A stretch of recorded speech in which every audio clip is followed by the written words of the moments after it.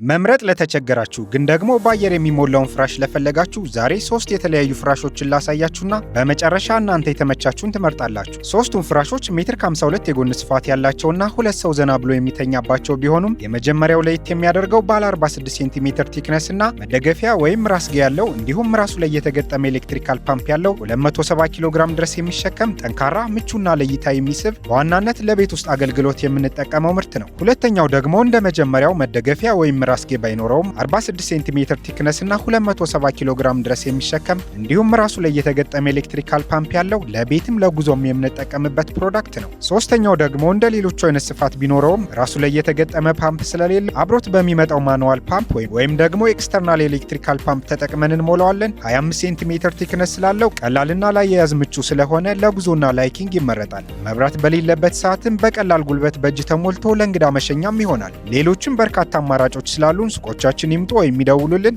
ባሉበት እናደርሳለን።